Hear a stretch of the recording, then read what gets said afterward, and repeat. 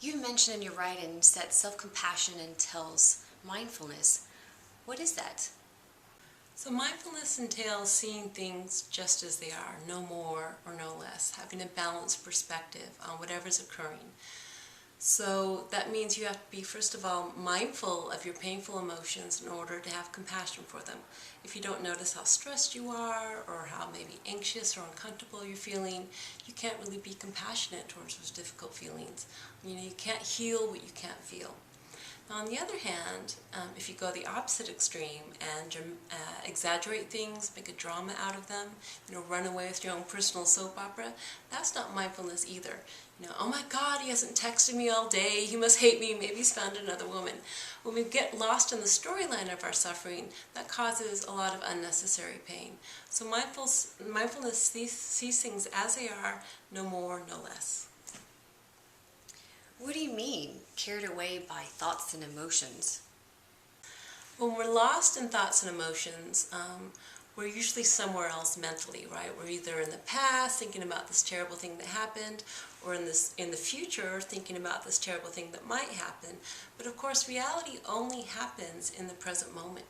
An analogy that's often used to describe mindfulness is that of being in a movie theater. Okay, so when you're carried away with the storyline of the movie, you are right there, you believe that what you're perceiving is reality.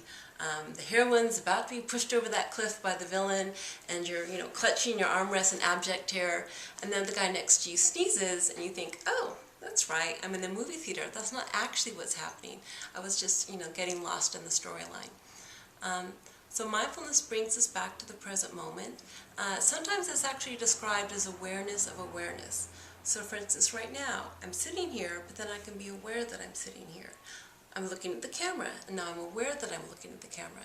You're looking at me on the screen, and you can become aware that you're looking at me on the screen.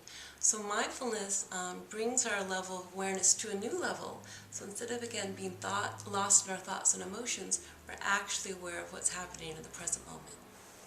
And why is that so important? Well, it's so important because it allows us to question whether or not what we think is true.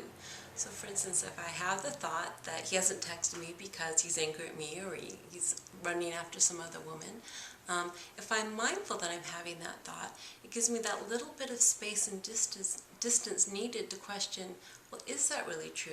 Maybe he's just having a busy work day. Oftentimes, again, when we're lost in thought, when we aren't mindful of what we're thinking, we tend to react. Maybe I send him off an angry text saying, well, I didn't really like you anyway, or something like that, right? So with mindfulness, it gives us a chance to respond rather than just react, to think about, well, what would be the wisest, most constructive response in this situation? Maybe just sending him a text saying, hey, what's going on? I miss you, something like that. That's going to be a lot more constructive. The other thing that mindfulness does is it gives us that space and pause needed to give ourselves compassion when we're upset. I mean, it is kind of anxiety-provoking that he hasn't texted me all day. Maybe I need to soothe and comfort myself, go for a walk around the block or talk to a friend or something.